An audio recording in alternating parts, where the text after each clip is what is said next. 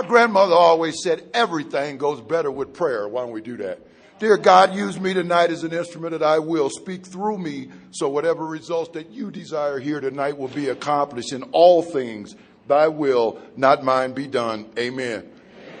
Dr. Bob Smith, co-founder of Alcoholics Anonymous in 1950, in his last talk made this statement: let's not forget the simplicity of our program. Let's not louse it up with Freudian complexes and things interesting to the scientific mind that have little to do with our actual AA work. What I love most about Alcoholics Anonymous is the simplicity of it. There's a line in the chapter, Working with Others, that bottom lines for me what this is all about. And what that line says is simply this: remind the prospect that his recovery is not dependent upon people. It is dependent upon his relationship with God. The single most important fact in my life as I stand here tonight, and the only reason I'm standing here or anywhere else, is I got a power in my life today that I choose to call God, who does for me one day at a time what I could never do for myself. If I had the power to quit drinking on my own, I'd have never come to AA. Why should I?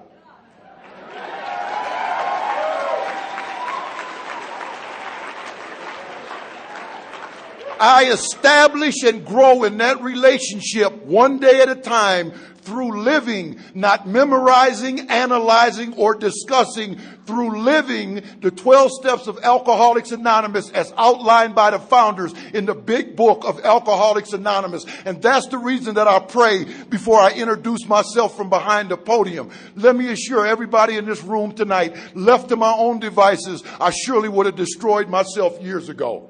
That prayer reminds me of two things that I believe are vital and crucial to me staying here. First and foremost, the reason I'm at Fellowship of the Spirit tonight is to do God's will, not mine. And it also serves to remind me that He is in charge here tonight. And as always, thank God, I am not. Good evening. My name is Kent Coleman. I'm alcoholic.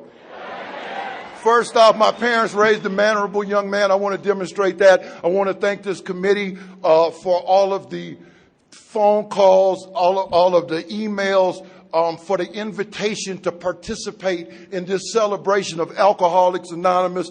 I want to thank the people responsible for me being here. I got a lot of AA family here. One of the things, if you're new, you're going to find out here, the world of AA is very small. And as I look around this room, I probably know about a third of the people that's in here tonight. I got AA family here. Fellowship of the Spirit is my AA family. I got a sponsee brother sitting on the front row, a sponsee sister-in-law sitting next to him. I love alcohol. By the time I'm done, you're going to really know how much I love Alcoholics Anonymous, man. And it is an honor and a privilege to participate in the life-giving, life-changing, life-saving fellowship of Alcoholics Anonymous at any level, whether it's setting up and cleaning up at the home group, going into the detoxes, the institutions, all of the things that I've been blessed with in Alcoholics Anonymous. When I was new in AA, I used to call my sponsor and I'd say, Bill, I want to read you my list of grievances for the day, and I'd go down this list of all the people who hadn't treated me properly and all of the things that I hadn't gone right. And he'd listen, and I'd get done, and he'd always say this: who you helping? And I said, Bill, I don't think you were listening. Now, I want to run it through this by one more time, And I'd read through the list again, right? And at the end, he'd say, who are you helping? Click. And hang up the phone. Okay? See, I learned something. Either I live in the problem or I live in the solution. And anytime I'm given the opportunity to give back in any way in the fellowship of Alcoholics Anonymous, I always say thank you. So thank you. There's a lot of new people here tonight. I want to take a minute to talk to those of you. I remember what it was like to be new. If you've been here for a while and you don't remember what it was like to be new, let me make a suggestion to you. Sponsor somebody. Sponsor somebody. I believe the first 11 steps of this program will give me 10% of what's offered here. The 12th step will give me the other 90. If selfishness and self-centeredness is the root of the problem, then obviously unselfishness is the root of the solution. My sponsor today, Bob, always says, this is the only place in the world you show up a big shot and work your way up to servant. And that's what this is about in here, man. That's what this is about. No, that's the fellowship of Alcoholics Anonymous, right? And so when I came into Alcoholics Anonymous, see, I remember what it was like to be new. I didn't come here with AA etiquette. I didn't know what an open meeting was, a closed meeting was. I didn't know what a sponsor was. I didn't know what a home group was. I had the word mother wrapped around every other word that I said. I didn't know a big book from a Rand McNally Atlas when I walked up in here. And I came in here, and I'm a guy that hears best with my eyes. Because I don't know you. And so when I came in here, I started watching, and I saw two very distinct groups of people. We'll call the first one Group 1. Group 1, in and out, in and out, in and out. Every time they came back in from being out, they looked worse than the last time they came back in from being out. I didn't see nobody come back in passing out $50 bills and driving a BMW and talking about how good it was out there, right? They came back restless, irritable, and discontented, and they talked of terror, bewilderment, frustration, and despair. We'll call them Group 1. And then there's another group, and they was called Group 2. And if you've been at this convention any amount of time this weekend, you've seen them in action, chairing meetings, setting up tables and chairs, putting out coffee, greeting people at the door. You see them at your home group doing the same thing, don't you? You know, they talked about God, big book steps, spirituality, helping others, getting God in your life, and enjoying sobriety. We'll call them Group 2. Now, I'm no rocket scientist, and my story is going to prove that to you, but it looked to me like the people in Group 2 had a heck of a better deal than the people in Group 1. So I asked myself, keeping this simple, what are the people in Group 2 doing that the people in Group 1 are not? The people in Group 2 had some things in common. First off, they had something called a sponsor. Now, I didn't know what a sponsor was when I got here, and I wasn't going to tell you that I didn't know. I used to play softball for Cronin's Tavern. They was our sponsor. And they used to give us free beer and clothes. I thought, well, maybe it ain't so bad, right? And you sat me down and you told me what a sponsor was. You said it's somebody who has working knowledge and experience with the 12 steps as outlined in the big book, who is willing to take the time to share with me the program of recovery from the black print on the white pages in that blue book, and who is also, just as importantly, a living demonstration of those principles in their life. All right. I have sponsorship in Alcoholics Anonymous today. I'm sponsored by Bob D. in Las Vegas. I have the continued spiritual guidance of Bill F. in Lorain, Ohio, and Ken B. in Cleveland. Bill has 50 years. Kenny has 40. Bob has 34. That's 124 years of continuous active sobriety that is at my disposal on a daily basis if I choose to use it. I want to tell the new people that's in here today something that I have learned. Having a sponsor is a great thing. Being sponsorable is even better. Okay? The only results that I've ever gotten from anything that's been at my disposal in Alcoholics Anonymous have come from things that I've done, not things that I've known. Okay? I do this sometimes because there's a lot of new people here tonight. Would everybody that's in here tonight who would be willing to sponsor a new person in AA, please raise your hand. Thank you very much. If you knew and you ain't got a sponsor, I just hooked you up. Let's say, no one ever need leave an AA meeting without the benefit of sponsorship. And everybody always laughs when I do that, but I do that for a reason, because I remember what it was like to be new. When I came here, I didn't know if you had 10 years or 10 minutes. How could I? I didn't know you. I'd never been here before. Nor did I know if you'd be willing to help a guy like me who didn't even feel that he deserved any help. No. So if you're new here tonight, the help that you need just presented itself. What you do with that information is up to you. Another thing that people in Group 2 had was something called a home group. And I was laughing earlier today because our friend who did the flag ceremony told us he didn't have a home group, right? He was an AA nomad, right? And I was one of them guys, you hear it all the time, all the groups are my home group. Yeah, right? So they told me if you ain't got a home group, you're homeless in AA. And this is the last place in the world I can afford to be homeless. And I got a home group. My home group today is the Friday Night Venice group of Alcoholics Anonymous in Sandusky, Ohio. It's a very old group. Actually, it was an Oxford group meeting at one time, because that's where I come from. And I'm going to tell you something about my group. Ain't the best group in the world. It ain't the worst group in the world. I want to share something with y'all. This is not a competition. Alcoholics Anonymous is a fellowship of men and women who share their experience, strength, and hope with each other that they may solve their common problem and help others to recover from alcoholism. Ain't no better than, ain't no less than in here. What my sponsor Bill taught me when I came in here is, son, it's okay to stop competing now. My entire life prior to Alcoholics Anonymous was lived on a better than or less than basis. And a funny thing happens when I live my life better than or less than, I'm never a part of. And if I'm not a part of this, I'm a dead man in here. Tradition 1, our common welfare should come first. Personal recovery depends upon AA unity. Anytime I consciously or unconsciously separate myself from you as better than or less than, I am on my own again. And my experience proves abundantly that on my own, I cannot stay sober. I cannot stay sober. That's what I like to call the total package in Alcoholics Anonymous. Sponsorship, big book and steps, home group, and service. We have it, we talk about it in here, don't we? The 3 legacies: unity, recovery, and service. In my experience, which is the only thing I'm allowed to share from behind the podium, I have yet to meet an alcoholic of our type. And if you don't know what an alcoholic of our type is, read the book. I have yet to meet an alcoholic of our type who has come in here, taken that total package, applied it to their life one day at a time to the best of their ability, which is all that's required. If you're new here tonight, I'm getting ready to take the pressure off of you. God don't require more of you than you're capable of this day. God does not require. You can be happy, joyous, and free this day with what you have right now, and that's going to get better. Okay? I have yet to see one come in here and do that and pick up a drink. I have not seen it one single time. To our new friends, the program of recovery was designed for success, not for failure. But I must participate in my own recovery. On the flip side of the coin, however, I have yet to see an alcoholic of our type come in here, ignore those things, and stay sane, sober, or happy for any appreciable length of time. The simplicity of Alcoholics Anonymous. Those who do get, and those who don't, and it's just that simple. I don't know about you, but I never sat in a tavern, watched somebody across the room drank a beer, and thought I was going to get drunk watching them drink.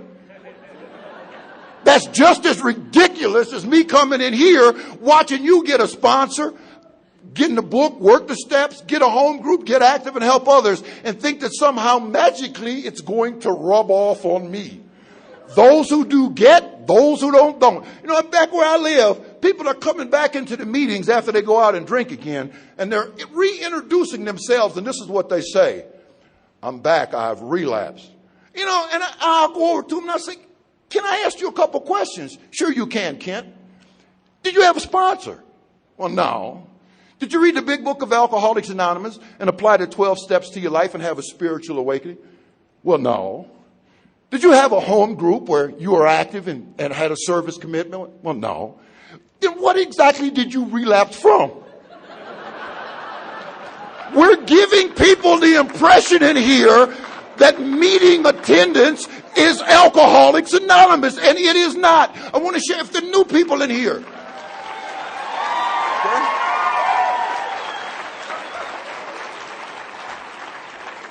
We've got a program here. We've got a program here. When I come in Alcoholics Anonymous, okay, I need to understand what this is. And when I came here, I didn't know that. I didn't know that. So what I'm telling you is, if I come in here and I take those things that are at my disposal and I apply them to my life one day at a time, I'm going to stay sober. The obsession to drink is going to be removed, and my life's going to start getting better. And so are the lives of the people around me. Okay, and that's what's available here. So we got, you know, we live in an age. This is a great age. Look at what Rusty got over there on the table. Man, we are inundated with meetings, literature, all of this stuff. This is the greatest time to be a member of AA ever. But I got to know what those things are. Okay, those are support mechanisms for my recovery. My recovery is the 12 steps of Alcoholics Anonymous as outlined in the big book. That's what recovery is. That's it. That's all, period. And those things are support mechanisms for that, not substitutes for it. Okay? And when I understood that, this started to make a lot more sense. I identified myself as an alcoholic. I didn't know what that was when I got here either. Of course, I thought I did. Of course, I thought I knew everything when I got here. Anybody relate to that? All right? My definition of alcoholic when I got here, y'all remember Otis on the Andy Griffith Show? Yeah. Otis, clothes was always wrinkly, always had a pint in his pocket. Otis was in and out of jail. I watched every episode of the Andy Griffith Show, even the ones in color. I don't remember Otis working no place. Right? So that's my definition of alcoholic. I was in England speaking at a big convention, and I asked them that. Y'all remember Otis on the Andy Griffith Show? And 2,000 people went, no. my sponsor told me, stop embarrassing me and think about where you at, right? Hey, I thought they had cable. I didn't know, So what is this thing? So I always had a definition of alcoholism. And it was what I like to call a sliding definition. Because as my disease progressed, I kept fitting my definitions. So I would change them. If you asked me as a teenager, what is an alcoholic? I would say, it's somebody who drinks every day, right? As a teenager, I became a daily drinker. That ain't it. All right. Let's see. An alcoholic is somebody who misses work, school, or important things in life because of drinking. It interferes with one's priorities in life. As a teenager, I began to miss work, school, important things in life because of drinking. That ain't it.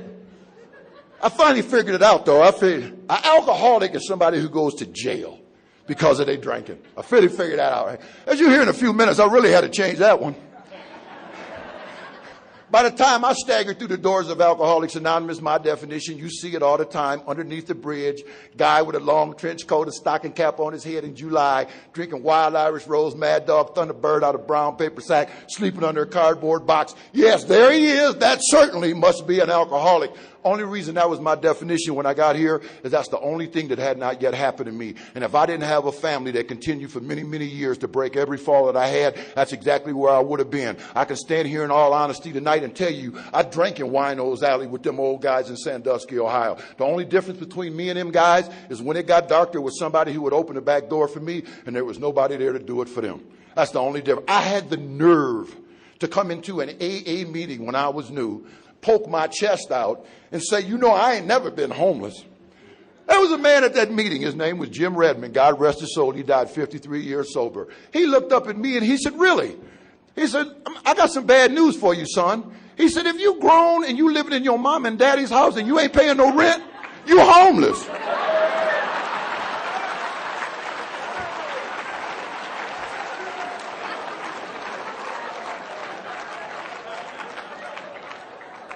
That man hurt my feelings. I hope I didn't step in no toes in here tonight, but the truth will set you free.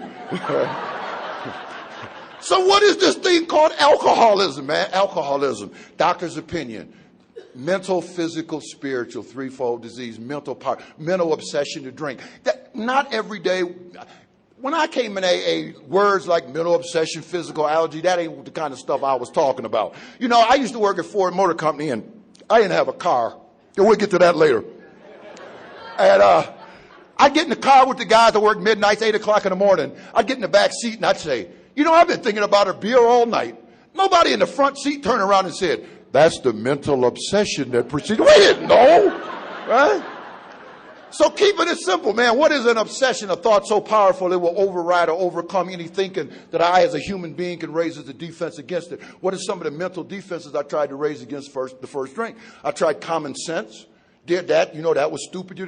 My grandmother told me later why that didn't work, because she said you weren't born with any. But anyway, so common sense didn't work. I tried self-knowledge. Did this last week, went here last week. Results was disastrous. Let's go here this week, do this week. Same results, didn't work. I tried fear of consequences I might face if I drank. In my late teens, I'm waking up in the morning, laying in the bed, and mentally making a list of all the reasons why I shouldn't drink today. And that was to continue through the years. If I drink today, flunk out of school, get kicked off the team, get kicked out of the house, girlfriend gonna leave me. Later on, lose my job, dirty urine, I'm going to the penitentiary. All these things true in my life at one time or another. And if you anything like me, 3 or 4 of them at a time is the way I roll, right? So I would wake up in the morning, take a look at these things, and I would make a decision based on truth. Easiest kind of decision I want to make. I don't want the consequences of any of us of this. Therefore, I'm not drinking. And I meant it as much as I mean it tonight. And then I get out of the bed. And usually about 10 seconds later, another thought would come floating in my head. And it usually went something like this. Maybe you can identify with this. You could have one. Right? One drink never, and bam, like a radar, I lock on that thought. And here's the killer thing. All of those true things that I thought 5 minutes ago never come back to me. Why? Because I'm only going to have one. Now, this is an honest program. I'm going to be honest with you tonight. I have never in my entire life had one of anything that I enjoy. My philosophy of life is very simple. If one's good, two's better, three's outstanding, four's magnificent, let's pony up money for five. I am Dr. Feelgood, right? So what is the statement? I'm only going to have one. It is a lie. If the 12 steps is an honesty-based program, and it certainly is, because honesty is the principle of the first step, and we know that every principle in the steps must be applied to the following steps. Therefore, the principle of honesty must be applied in all 12 of our steps. That's why the first step is the one I got to work 100% in order to have a chance. Then doesn't it naturally follow that alcoholism is a lie-based disease? My sponsor, Bill, told me when I was new, he said, I don't know about you, son. He said, but I never walked into the bar room and said, hey, bartender, give me a shot and a beer. I want to be in jail by 9 o'clock. Right? It was always going to be what? It's going to be different. So I pick up this drink that I'm only going to have one, and I drink it. And the second part of the disease becomes active. Dr. Silkworth called it the phenomenon of craving. Prior to Alcoholics Anonymous, alcoholism was treated as what? Either a moral issue or a mental illness. Okay? Dr. Silkworth introduced something to the world that we know today is the disease concept of alcoholism. There's something physically different about me. He called it the phenomenon of craving. A little story I like to tell that illustrates that simple for me because I'm a simple guy. It's a 90-degree day. I'm riding on my lawnmower in Sandusky, Ohio, cutting my grass. So is my non-alcoholic next-door neighbor. I'm watching him over there. He gets hot and thirsty. He shuts his mower off. He gets off it. He walks across the lawn to his deck. He flips open a cooler. It is full of cold beer. He pulls out a cold one. He pops the top on her. He sucks her down. It quenches his thirst, and I know nobody in here is going to believe it, but I've seen this with my own two eyes. With that full cooler of beer still sitting there, that man actually got back on his lawnmower and finished cutting his grass. The difference between me and my neighbor, if I get off of my lawnmower and I pop the top on a cold one and I suck her down, it does not quench my thirst. What it does to me, and maybe to you, is it makes me thirstier. How simple is that? And grass cutting is over at the Coleman house. My lawnmower be sitting in that same spot 2 weeks from now when I get out of the county, because that's the way I roll, right? Spiritual malady, soul sickness. I live a self-directed, self-willed life. And I did that consciously. I made a conscious decision at the age of 14 that I would direct my own life. And as a result of that, I find it necessary to arrange the actions and outcomes of the people, places, and things in my life to suit my needs. And there's a problem with that, isn't there? Is that the people, places, and things in the world around me refuse to cooperate. And as a result of that, I become restless, irritable, and discontented. And at the age of 14, I learned that if I pour alcohol on restless, irritable, and discontented, I get a sense of ease, comfort, fearlessness, and well-being, a sense of wholeness. Dr. Silkworth called it the effect produced by alcohol. This disease of mind, body, and spirit is called alcoholism. And I got no idea if you got it, but I definitely got it. And if I don't treat it, death, imprisonment, or commitment are guaranteed me whether I drink or not. And some of you know what I'm talking about. I'm 53 years old. I was born in the city of Sandusky, Ohio, the second of three boys. I was raised in a Christian home. I would have taught the difference between right and wrong before my feet ever hit the grass in the front yard. My mom and dad were the best. I'm the son of Pete and Evelyn Coleman. And I was raised in a home where we were taught the difference between right and wrong. My mom was the president of Ohio Baptist Women's Convention. All the famous people you see on TV and religion and people been in my house and was regular callers to our home. We wasn't sent to church. We were taken to church. My father was the commissioner of the local little league, the youth football league. Our grandparents lived with us. My grandmother cooked for the whole town. I was raised in a home where people lived lives of service to God and the people around them. That is the atmosphere in which I was raised. My mother worked for Chrysler Corporation. My father worked for General Motors. I'm retired from Ford. And I tell people, we have a lot of craziness in this house. We have really nice cars. But anyway, You know, growing up, got everything that we wanted within reason. And if mom and dad said no, we went to our grandmother because no was not in her vocabulary.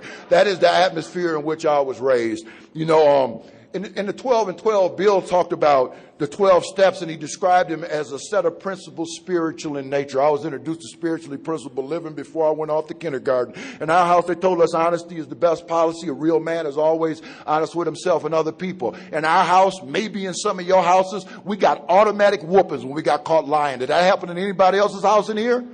That's step one. The principle of step one is honesty, and I learned it at the end of a hickory stick as a very young boy. My mother told me when I was about 7 or 8 years old, Kenny, come here. I'm worried about you. Contrary to what you believe, the sun does not rise when you wake up and set when you go to bed. Look out the window and tell me what you see. Sky, birds, cars, grass, people, mountains. She said, you think this just popped up out of nowhere? She said, Kenny, there's a power that's greater than you that created all of this, and all you have to do is be willing to believe that. That's step two. In our house, they told us if you will make a decision to put your life in the hands of the power that created all of this, in our house, they call that power God. She said, you will always have what you need no matter what happens outside or around you. My mother was telling me the answer is inside, not outside, step three. In our home, they told us anytime you got a problem, no matter how bad you think it is, come talk to us about it. A problem shared is a problem half solved. You're only as sick as your secrets. My mom used to say, no man is an island. That's steps 4 and 5. In our house, they told us the biggest room in your life is the room for improvement. If you can make C's, you can make B's. If you can make B's, you can make A's. And if you'll ask the power that created all of this to help you in any positive improvement you want to make in your life, the power will always do so, because that's what the power does. That's steps 6 and 7. In our home, they told us anytime you hurt, harm, or wrong someone else, go make right the wrong you done. You owe an apology, make it. You owe time, give it. You owe money, pay it. Clean up your mess. That's what responsible people do. That's steps 8 and 9.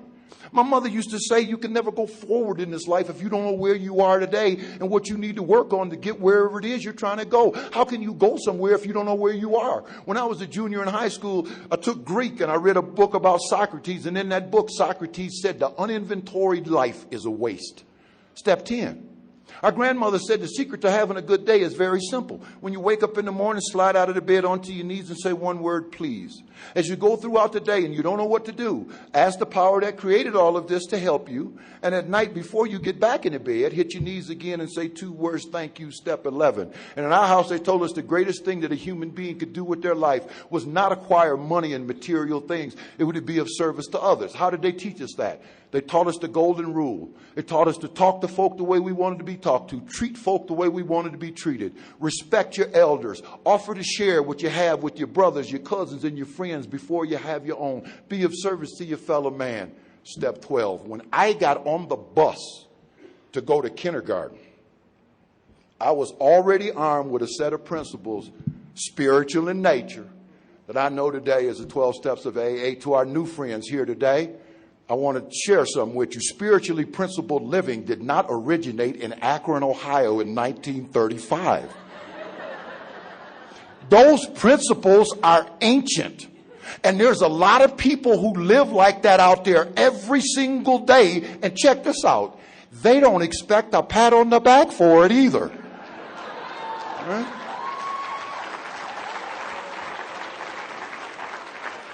I'm amazed sometimes at people in AA. You ever hear this in an AA meeting? Boy, those people out there sure could use what we got in here. Where do you think we got it?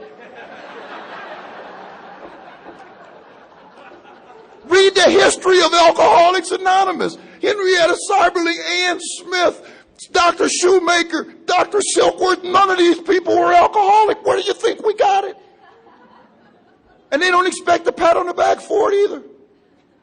Of course, I always did. I was 7 months sober. I went to see my grandmother. I said, Mama, guess what? She said, what? I said, I paid my bill 7 months in a row. She said, I paid mine 72 years in a row. Get out of here. The selfishness and self-centeredness of the alcoholic. Do you realize this is the only place in the world that we got to tell new people, now go do something nice for somebody, but you can't tell nobody or it don't count. This is the only place in the world. We are so it's unreal, isn't it? I was restless, irritable, and discontented as a kid. I was never comfortable in my own skin. I loved the writing in the big where I love the way Bill Wilson writes. He talked about being maladjusted to life. I was maladjusted to life, and I couldn't tell you why. There was always a nervousness, an underlying current of something running through me, and I didn't know what it was. You know, our book talks about being self-centered. What self-centered means is that I believe that I am the center of the universe, right? I can't see any further than me, and the only possible reason that any of the rest of you even exist on this earth is to be able to make me feel good. And that's the way it was for me as a kid. I was shy and insecure and afraid, scared to death of girls, very, what we like to call it, self-conscious. Today we know what it is extremely self-centered and selfish.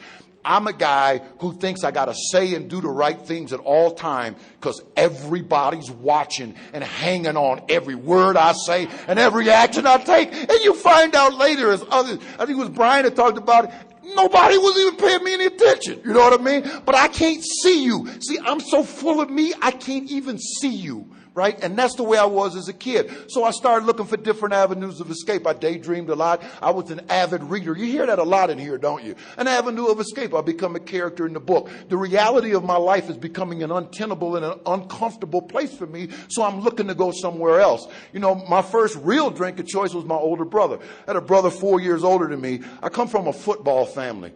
In my part of the country, we play a lot of football.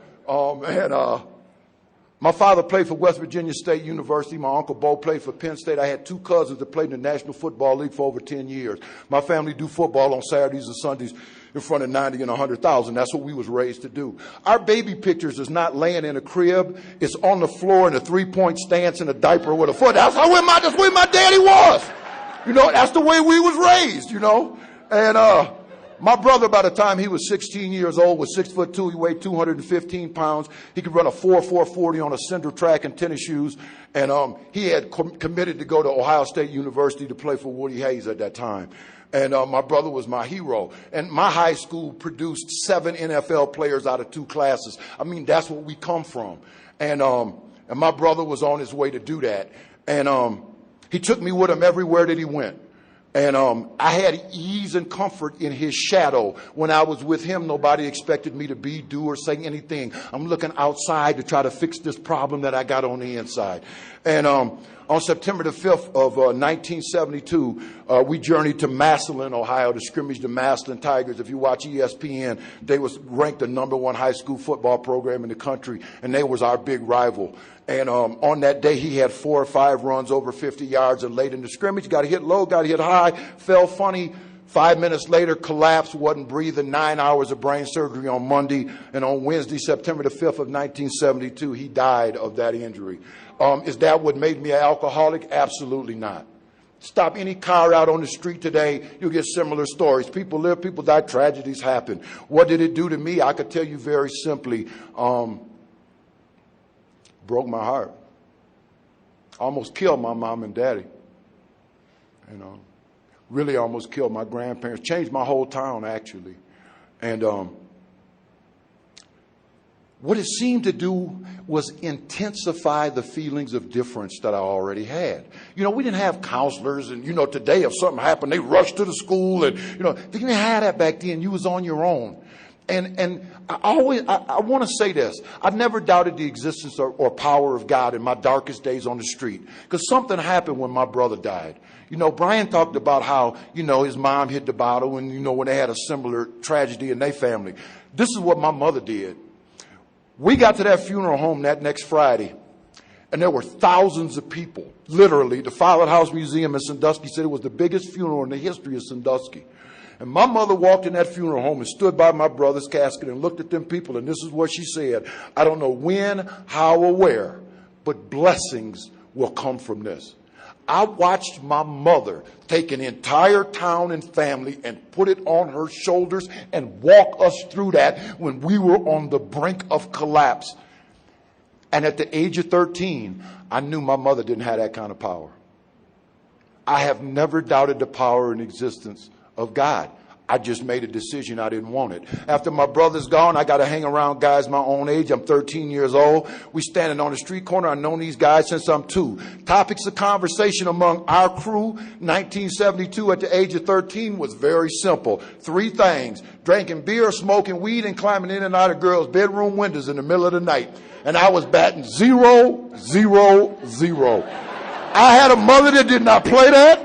I went to school, church, ball practice, and home. But do I let them know that? Absolutely not. You remember them dogs they used to put in the back window of the car with their head to go like this? That's me. Oh, yeah, I did that last night. Ain't that fun? Yeah, I was over. I'm 13 years old, and I'm a liar, a fake, and a phony. I am willing to compromise everything that I've been taught and believed to be true to gain your acceptance. I'm looking outside to fill this hole on the inside. I'm looking for your acceptance. My mom used to talk to me a lot after my brother died, and she would tell me things like, God's been so good to you, and you're going to have a really good life, blah, blah, blah, blah, blah. And I used to look at my mom and I used to tell her, you know, I don't know where you get this stuff, but I could tell you what I want out of life in 30 seconds. I want mine, I want to get it my way, and I'm going to need you to leave me alone while I'm doing it because I ain't going to do it the way you do. And she'd get that sad look on her face that mothers get. Oh, we didn't raise you that way, you don't get it. And I put my finger in her face, I say, you the one who don't get it. You know, selfish and self-centered and self-seeking and self-absorbed. One of the big things in my life at that time was church.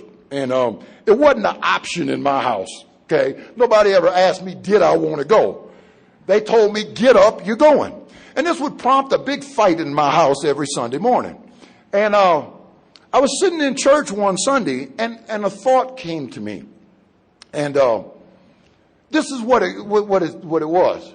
You know, you're not going to live with these people forever. And you're not going to have to do this forever. All you got to do is these next couple years, and then you're done. And I made a conscious decision at the age of 14 that once I was old enough to call my own shots, I would never again darken the doors of a church, and I made that happen. The next Sunday when she woke me up, she said, you got to go to church. I said, no problem. Let me get ready. And she said, really? And I said, yeah. You got 2 years, 11 months, 4 weeks, and 3 more days. And I can only imagine what she was thinking. You're looking at a parent abuser. We talk a lot in society today about child abuse. I want to share something with you. Prior to me picking up a drink of alcohol, there were no sleepless nights in our home. There was no hollering and screaming in our home. There was no anxiety and fear and guilt and shame. There was none of that in our home. They were happy, joyous, and free. I brought those things into that home, and I infected the people who gave me life with them until they were sicker than I was when I got to Alcoholics Anonymous. And I got the nerve to come into AA and talk about, man, I had a great time out there drinking. I'm going to tell you what a guy told me when I was new. He said, did you really? If we brought your mother, your father, the girl you live with, your co-workers, your neighbors, and your creditors in here, and we sat them down and said, you know, Ken had a heck of a time out there drinking. What kind of time did you guys have? What do you think they'd say? And I said to him, you know, I never thought of that. He said, I know you haven't because all you think about is you. I don't stand behind a podium of AA and glorify the disease that burned my life to the ground, just about killed my parents, and took me to a place that I didn't think there was a return from. I don't glorify drinking in here.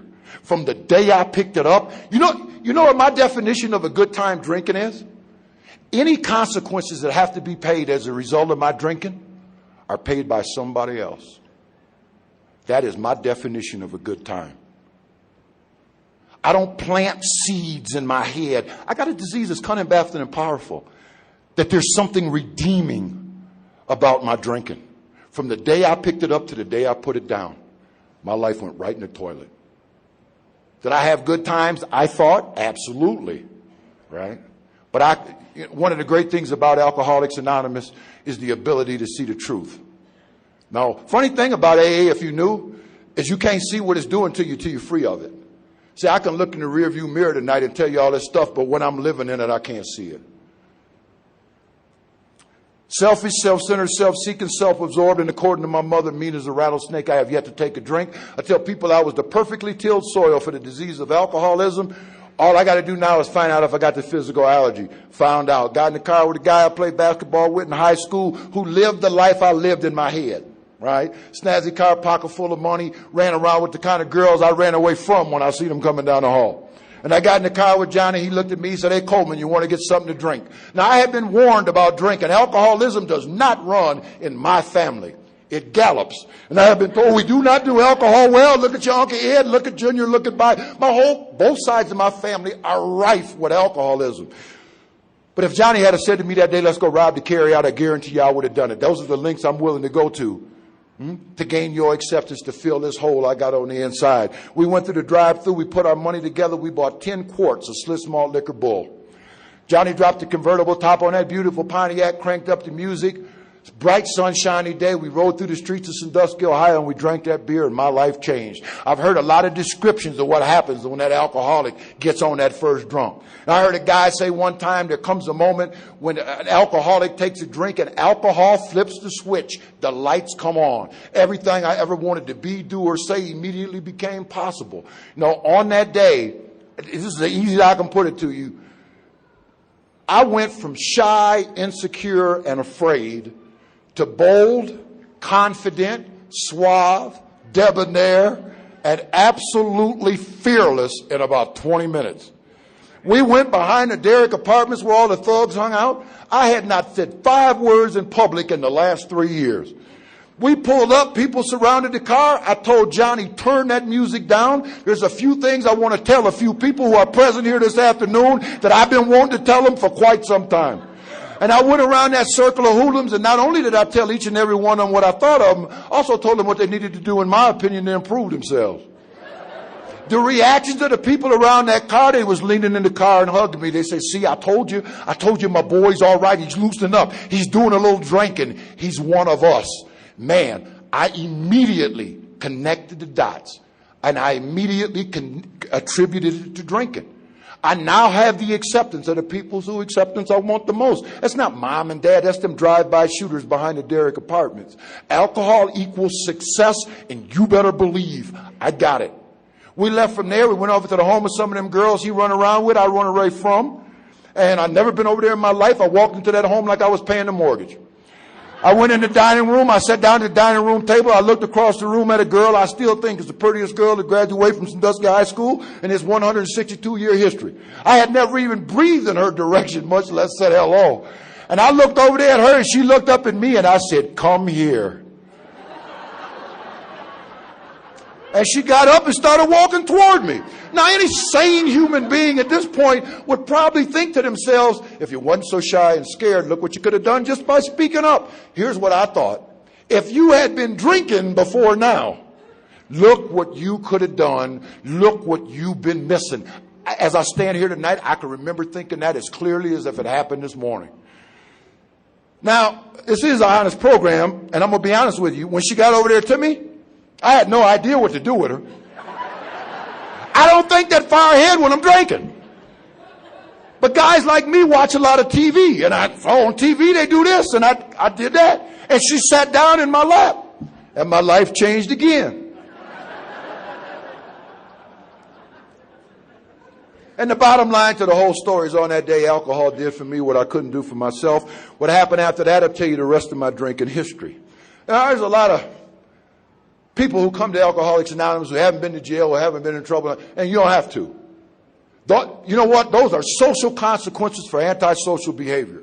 And there's a lot of people who show up in here who got families and jobs and never been in trouble, and you don't have to. You can get off the elevator at any floor. The price of admission is honesty. You can get off the elevator at any floor. However, that is not my experience. I'm a drink trouble guy. If this right here was a drink of alcohol, and I stood here and drank it, a cop would drop right out of that light and land in the middle of this floor.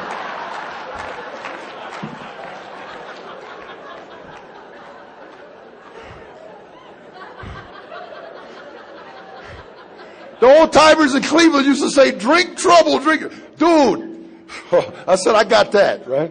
What happened the rest of that day is the rest of my drinking history. Went in a blackout. I have no idea what went on the next 4 or 5 hours. According to eyewitnesses at the house, I came in the front door and threw up a trail through the house, through the living room, through the kitchen, through the family room. My grandfather fell on the floor laughing. I went in the bathroom. I had everything but the toilet. The next thing I remember is my mother knocking on my bedroom door, screaming, come out here and clean up this mess. You know you've been drinking. Blah, blah, blah, blah, blah. I staggered into the hallway in what later years would be my drinking uniform, my underwear. I'm bouncing off of them hallway walls. I got a hangover that's alive. I'm dying. I go in the bathroom. I lock the bathroom door, put my hands on the bathroom sink. I look in the mirror, and this is what I said. Man, oh man, I can't wait to do that again. Grounded for life is what was being discussed in the living room, and how that sentence was going to be. So immediately, I want you to follow me. I'm facing negative consequences as a result of my drinking. The big book talks about a guy who puts his hand on a hot stove, right? You don't do it again. Here's my thinking in that bathroom. Maybe you can relate to this. I had a meeting with myself. I like to have a meeting with myself because I usually can solve most everything that's going on. And I had a meeting with myself, and here's what I come up with. All right, Kent, here's what happened. You got drunk? Yep. You got sick? Yep. And as a result of that, you are grounded for life. Now, here's the deal. It's not because you got drunk that you're in trouble. The reason that you're in trouble is because you got sick. If you hadn't got sick, this wouldn't have happened. What you got to do is learn how to drink without getting sick. Is anybody with me on this? Okay? I can't see the forest for the trees, man. The curtain drops, right? And I'm gone. And I'm gone, and I never look back. Got me a car at the age of 16 at a 1 o'clock curfew, come home 4 o'clock in the morning. When I used to come home, my mother used to be up. Her light would be on until I came in the house. She'd call me, and she said, Kenny, come here, I want to see you. I'd stick my head around the corner and look in the bedroom, and this is what I used to say to my mom. Why are you up? Seriously, why are you up? If y'all go somewhere, I'll sit up here at 2 or 3 o'clock in the morning waiting on you and Daddy to get home. I want you to understand something. I am so full of self and so full of me, I can't even comprehend the love of a parent for a child. That's just foreign to me. I am self-centered. I am the center of the universe. So I can't see you. And I come home this night at 4:30 and my mom's sitting on the couch, living room, lamps on, tears are running down her face. And this is my mother told me when I came in that front door. She said, Buster, I'm going to tell you something. She said, as your parents, we owe you a roof over your head, food to eat, clothes on your back, and an education, and we have fulfilled our part of the bargain. She said, but buddy, I got something you can't have. And she said, that's my peace of mind. She said, Kenny, you going to penitentiary or the cemetery, and I got a message for you. She said, I ain't going with you. I'm done. Go. Do what you want. I'm giving you to God. I'm done. And this is what I said to my mom. I broke you. I broke you. And I want you to know something. I'm a little bit disappointed. You're such a spiritual giant. Because it wasn't even that hard. And I walked away and left my mother sitting there. That's Ken at age 16. I graduated from high school. I went off to college. I went to Miami of Ohio. One of the finer institutions of higher learning in this country, at least it was till I got there. I was drunk for 5 years down there. Like Brian, I went into business for myself, with, distributing outside issues. And I'll tell you how that went for me. First week, I was my best customer. Second week, I was my only customer. So that didn't work for me. Just chaos and confusion. My alcoholism skyrocketed with no parental interference. By the time I'm 19 years old, I got shakes in the morning. I had set up headquarters down at the Boar's Head Inn uptown. I went up and saw Tom, the bartender. He's kind of like my sponsor. And I told Tom, I said, I think I got Parkinson's. Tom looked, he says, you're 19 years old. I said, I couldn't fasten my shirt this morning. He said, listen, son. He said, here's what I want you to do. Go get a fifth of 100 proof old Granddad, drink 2 shots tomorrow morning, your hands will stop shaking. All right? I got to Granddad, drank 2 shots the next morning, my hands stopped shaking. You know what I said, don't you? That man's a genius. All right? My sponsor pointed out to me when I came into AA, he said, you notice, you never question the bartender. But you're surrounded by people who loved you and tried to help you, and all you did was curse them out and tell them you was grown and you wasn't hurting nobody and living your own life. But you never questioned the bartender. To our new friends here today, why is it that I'm always willing to listen to the people who harm me? Why is that?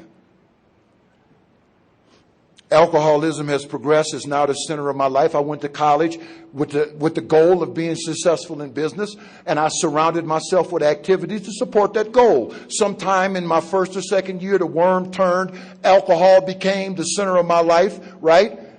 And I surrounded myself with activities to support my drinking. The classes I took, the people that hung around, whatever my major was, alcohol is calling the shots in my life. I leave college and go to work in an auto factory, the kind of job I could have got with a high school diploma. Why? Because they have something in auto factories that a guy like me needs desperately. It's called a union. Okay? And if you drink like I drink and don't come to work like I don't come to work, you need some help, right? And I came home and I went to work, and my alcoholism escalated. I'll bring you up through the end of my drinking. I don't get a lot into the problems I had with the law. I think that's podium flash. What I will tell you is that I've been arrested. I had 7 convictions for driving under the influence of alcohol in the state of Ohio. They had the laws today, back then, that they got today. I'd still be locked up, and rightfully so. Been convicted on felony weapons charges, other kinds of things. A lot of problems. But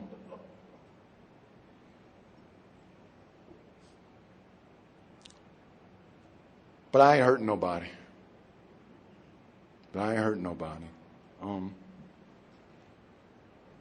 At the end of my drinking, no baths, no showers, I got a liver that's distended about 7 inches. Every time I take a drink of whiskey, I cough all this white stuff up. My liver and pancreas have ceased to function. They will no longer metabolize alcohol. What I'm coughing up is pure alcohol. My body is now rejecting what my mind is obsessed with. I'm 32 years old and I'm dying of alcoholism. The last 3 years of my drinking, I spent desperately trying to quit. I tried everything I could think of. I went back to church. I read the Bible. And I used to sit up with a Bible in this hand and a Miller High Life in this hand. I changed the guys I hung around. I got the booze out of the house. I changed shifts at work. I did everything I could think of humanly possible to stop drinking, and I'd be drunk the same day. I had a heart attack at the age of 28. I dropped dead in my house. They took me to the cardiac unit, and my mom stood in the door, and I listened to Brian this morning, and my mom said, I know I already lost my oldest son. I can't lose another one. Do what you got to do. And I laid there with tears running down the side of my face, and I said, God, if you let me live, I'll never drink again. And I meant it as much as I mean it today. 48 hours later, my heartbeat stabilized. They put me in a regular hospital room. 2 hours in that room, I was drunk. If I had the power to quit drinking on my own, I'd have never come to AA. Why should I? I had what they call a moment of clarity, a moment of sanity. Come out of a bar one night, 11:30 at night. I'm on a period of indefinite probation. Have you ever heard of that? I got sentenced to 5 years in the state penitentiary at Mansfield, Ohio. And the judge, my uncle, my mother's brother, was the mayor of Sandusky. My mother was one of his most prominent citizens. Everybody knew my dad. And the judge told me, this is what she told me. She said, before I throw you away, I'm going to put you on a period of indefinite probation. One dirty urine, you go for 5 years. I ain't shocking you out in 5 months. I had a file this thick laying up there on the bench. And I walked out of that courtroom. You know what I said, didn't I? I'll never drink again. Right? First day I reported to adult probation was the next Friday. Maybe you can identify with this kind of thinking.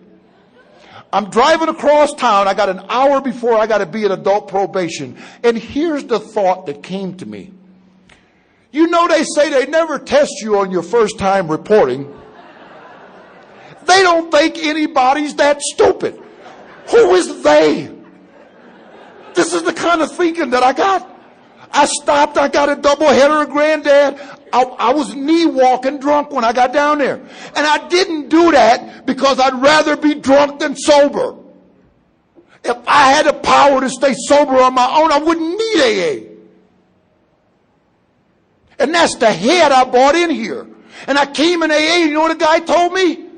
He said, don't drink and come to these meetings and you'll be fine. I said, dude, if I could not drink, I wouldn't need these meetings. You better have more than that. You better have more than that. And he walked away from me because he didn't have more than that. Think to drink through, another guy told me. I said, okay, let's go get one. Are you kidding me? We got a book. It's called Alcoholics Anonymous. I'm powerless. And until I get some power, no matter where I go or who I know, what I read or what I memorize, until I have a spiritual awakening as a result of these steps, I'm an alcoholic, and my type is I'm either going to drink or blow my brains out. Come out of the pump lounge out on Route 4. My brother was driving, and I had what they call a moment of clarity or a moment of sanity. There's a guy in Cleveland, six-pack Charlie Kitchen. And Charlie said that's the moment when God paralyzes the liar in you long enough for you to see the truth.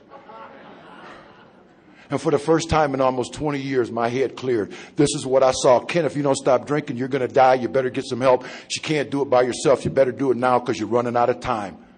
Just like that. I'm a great believer in the power of prayer. I believe I was prayed in here. I had given up. Okay, where alcoholism took me was a place, when you give up, it's a place called cold-blooded, cold-hearted indifference. I no longer cared. I could look you in the eye and tell you, quite frankly, I could care less if you live or die. Just stay out of my way. No, I believe that's as far away from God as a human being can get. I didn't love, I didn't hate, I just didn't care. My nickname, I ain't proud of this, was Poison. My mother said I had the most negative aura of any human being she'd ever seen. She said, when you walk into a room, the lights dim. And that's what I brought to you. And I had this moment of clarity, and I went and I picked up the phone and I called a guy that was my best drinking buddy in college. He's a doctor today. And I owed him $5,000. I hadn't paid him a dime. His wife answered the phone, and this is what she said and how she said it. Richard, it's Ken. And he got on the phone and he said, what's up, man? And this is what I said. I said, Rich, it's your boy, man. I need some help. And this is what he said to me. He said, man, I've been waiting for this call for 7 or 8 years. Pack a bag, stay by the phone. I got you. When I get a call from the North Central Intergroup Office of Alcoholics Anonymous in Sandusky, Ohio at 3 o'clock in the morning, you know what I tell them, don't you? Pack a bag, stay by the phone. I got you. And for that, I am responsible. Called me back, said, don't go to work, they're going to fire you. He said, I want you to come down here. He lived in Centerville outside of Dayton, about 220 miles from where I live. He said, I'm going to put you in treatment in a hospital treatment program called Green Hall. My brother and his wife drove me down the next day as we sped down I-75. My brother and his wife was in the front seat. There was 25 of us in the back seat, me and a case of Genesee beer. Now, I didn't know too much about treatment, but I have figured out on my own they wasn't serving no liquor in there. And I got 3 or 4 of them cold Jennies in me, and y'all ain't gonna believe, but I had a visit from the enemy, my thinking, on my way to treatment. My sponsor, when I was new in AA, I said to my sponsor, Bill, one day, I said, Bill, can I ask you a question? He said, what? I said, you know the invisible line they talk about in AA? He said, yeah. I said, if it's invisible, how does anybody ever know they crossed it? He said, I want you to double your meetings. I said, Bill, I'm already going to 3 a day. He said, go to 6. He said, son, he said, anytime you in a room alone, all your enemies are there, right? And he's talking about my thinking. So I get these beers in me on my way to treatment. Here's the thought that occurs to me after 3 or 4 beers on my way to treatment. You know, I just may have overreacted here. It ain't that bad. Come on. I'll start my comeback tomorrow. Anybody ever think that, right? What I didn't know is my father told my brother and his wife, I give you $100, you don't bring that tramp back here. That's a true story. That's a true story. And we got down to Centerville and we got to Richard's house and he put me in his car and he drove me to treatment over in Xenia. And he bought me a quart of Miller's for the trip. He said it was always your favorite. We pulled in the parking lot at Green Memorial Hospital. I had this much left in that quart. And he put his car in park and he turned and he looked at me. And he is not a member of this fellowship. And he said, go ahead, dog, finish that. And don't ask me how I know it, man. He said, that's the last drink you ever going to take. That was 17th of May, 1992. And I had another drop of alcohol and anything stronger than aspirin since that day. And it's because Alcoholics Anonymous, the program, the fellowship, and the service structure work. And that's why. Got out of detox. After 9 days, I had a lot of physical problems. And they sent me what they call men's group, where they had men reading out loud stories of their drinking escapades in the streets. The counselor says, Kent, what do you think about what you heard here today? I said, I'll tell you what I think about what I heard here today, Jim. Well, I'm down here for a few days to get help for this small problem that I might have. I would like to volunteer my time, service, and energy to help you with these people, because these are the sickest people I've ever seen in my life. That one statement got me an extra week of treatment. I spent 35 days in the 28-day program. They cut my insurance off at 28 days. They called the Ford plant and they said, we don't think Kent's ready to leave the hospital. You know what the Ford plant said? We don't either. Huh? The next morning, they took me down to the nurse's station where my enemy married a nurse who was 28 years sober in AA, hung a sign around my neck this big. It said, I am not a counselor. I had to wear it for a whole week.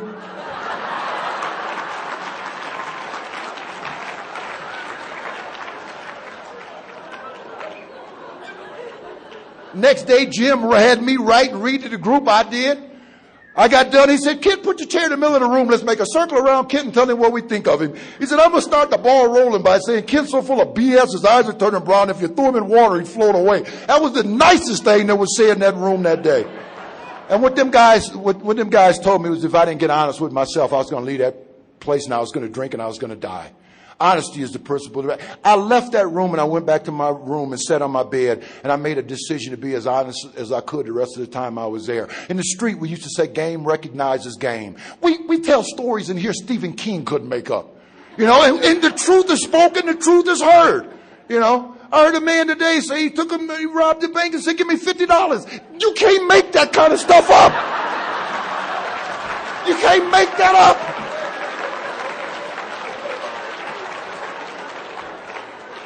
If he gonna tell that to some sane people, they ain't gonna let him go home, right? But I'm sitting here going, 50, you do it, baby.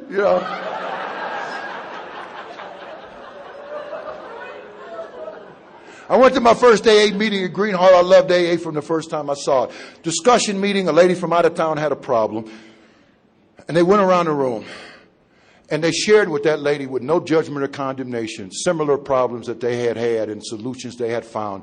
I was given a gift of love and the fellowship of Alcoholics Anonymous the first time I saw it. What my thought was, my first AA meeting, how could something like this exist? And I never heard of it. I loved it the first time I saw it. Didn't understand it, but there was the spirit of Alcoholics Anonymous and I loved it. I got out of treatment and I came home and I played a game. It's called Don't Drink, Go to Meetings, and Don't Do Nothing Else. If I put my arm through a window and I cut an artery in my arm and I put a towel on my arm, I run to the car, I drive myself to the hospital, I run in the emergency room, I'm bleeding all over the floor. The doctor steps out and says, come on back, Mr. Coleman, we'll treat you now. I sit there in the emergency room, bleeding to death, look at the doctor and say, no thank you, I'll just sit here. And I bleed to death in the emergency room. Ladies and gentlemen, welcome to the emergency room. See, I've been here long enough now. I've watched people who attend these meetings on a daily basis who die of untreated alcoholism, go to 2 meetings a day and can't stay sober on a bet. The treatment for the disease I suffer from is a spiritual awakening as a result of these steps as outlined in the book, period. Period. I went to 250 meetings in 3 months and ended up in the parking lot of Daly's Pub vibrating. See, I thought my problem was alcohol, and I'm not drinking. And by God, everybody in Sandusky knew it.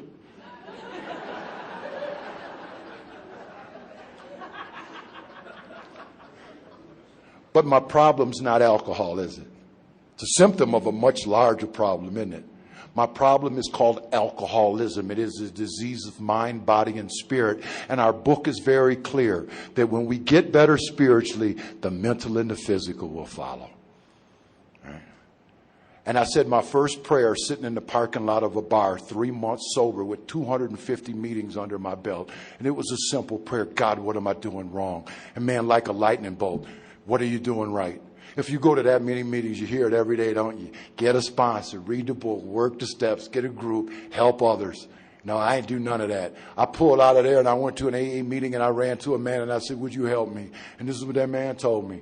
He said, son, he said, I'm going to sponsor you out of the big book of Alcoholics Anonymous. It's the only thing that I know. And I will demonstrate to you how I live those principles in my life. Now, they call it 12 steps, a kit of spiritual tools. I love that. I got a toolbox in my house. I ain't never seen a hammer and screwdriver walked across the floor of my living room and fix a thing. The only value of a tool is if I pick it up and use it. The only value of these steps is if I apply them to my life. I've had the privilege of standing behind podiums of Alcoholics Anonymous all over the world. I have yet to attend a meeting where somebody stands up and says, works if you know it.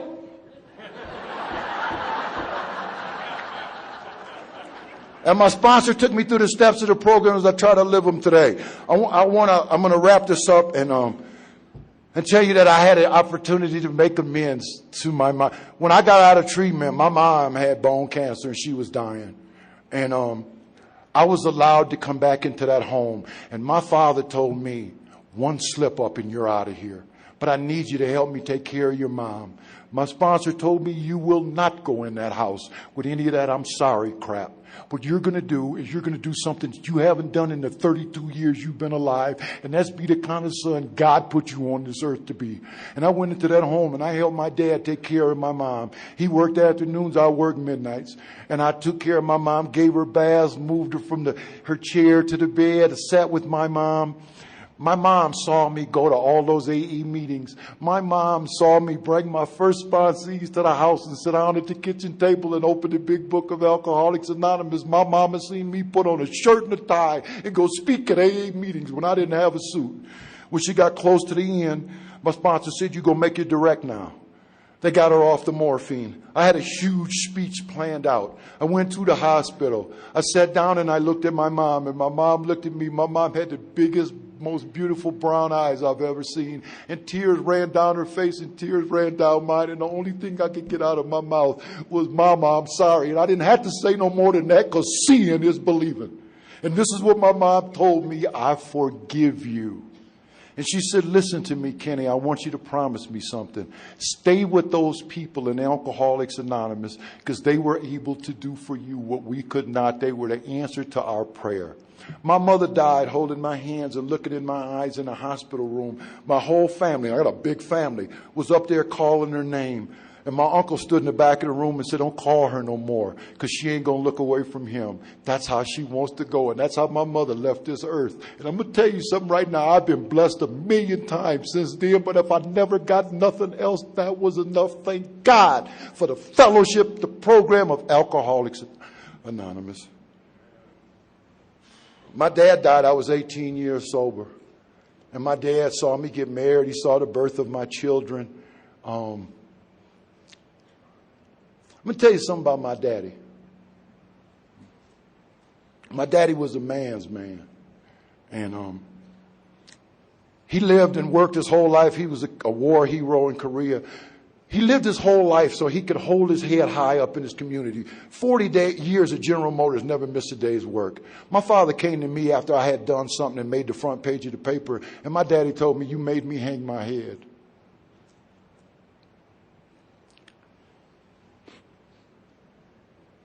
I made amends to my dad, and I paid him back the money I owed him. My mom and dad, I don't think I used to go to AA meetings and people would say, I offered the money to mom and dad, and they said, no, just stay sober. My mom and dad missed that. I went to my mother and I said, I owe y'all a lot of money. And my mother, you know what she told me? I want my money.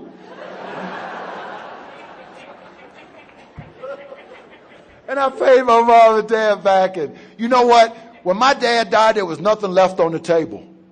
Nothing. And my children, my two little girls, they adored my daddy and he adored them. And I was the last person to see my daddy alive. And we talked. And he said, I'm tired and I'm done. And as I got ready to leave the hospital, all he said to me was, don't bring them girls here today. And I said, okay. And I knew that was going to be the last time I saw him. And there was nothing left on the table. He worked at General Motors with a guy named Joe. Joe's sober over 30 years now. And after my dad died, Joe came to see me and he said, Kent, you need to know something. He said, your daddy told me one time that he wished you would change your name and leave town. And after you were sober a year, He said, your dad came to me and said, hey, Joe, do you know my boy? And Joe said, yeah, Pete, I know him. And he said, your dad looked at me and said, ain't he something? Don't talk to me about what God can't do. Don't talk to me about what God can't do, but I must participate in my own recovery. If you're new in here tonight, the program of Alcoholics Anonymous is not about the acquisition of knowledge and intellect. It is about the application of principles that are outlined in the big book of Alcoholics Anonymous. Got divorced last year. I got a 12-year-old daughter and a 16-year-old daughter. I was married to a woman sober longer than me. Good woman. I ain't, them things happen in life. Moved to Las Vegas. Spent a year with my sponsor, Bob, in Vegas. Back in Sandusky now. Back with my children. My life is...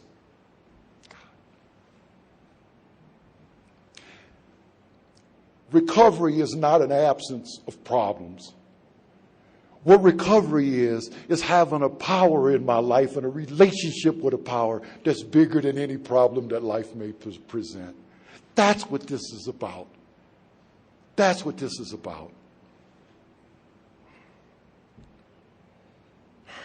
Retired from Ford, and I'm working in automotive for a big automotive supplier now, and just having a great time. If you're new here tonight, I want to leave you with something. They gave me a tape of a man named Warren Chisholm Sr. when I was new. 12th man in Alcoholics Anonymous in Cleveland. Got sober in 1939. He was a friend of my sponsor, Bill. In that tape, Warren Chisholm Sr. made this statement. Gave me goosebumps. I had my headphones on working on the line at Ford. Warren Chisholm Sr. said that anyone who comes here who is willing to follow the principles and precepts of this program as outlined by the founders in the big book of Alcoholics Anonymous need never drink again, one day at a time. I ran to my sponsor, Bill, and I said, he can't say that, Bill. Never drink again. And this is what Bill told me. He said, oh, yes, he can. He said, and I'm going to tell you why I can't. He says, because this is a spiritual program, and God doesn't fail. If this don't work for me, it's because I have not fulfilled the conditions that have been laid down. I must participate in my own recovery. God will not do for me what I can do for myself, but he will do for me what I can't do for myself. Those who do get, and those who don't, and it's just that simple. If I said anything that helped anybody tonight, thank God. Don't thank me. Of myself, I am nothing. My strength coming from my Father in heaven. If I didn't say nothing to help you tonight, guess what? It's more meetings tomorrow. God does not make too hard terms with those who seek him. God could and would if he were sought. Abandon yourself to God as you understand God. Admit your faults to him until your fellows clear away the wreckage of your past. Give freely of what you find and join us. We shall be with you in the fellowship of the Spirit, and you will surely meet some of us as you trudge the road of happy destiny. May God bless you and keep you until then. Good night.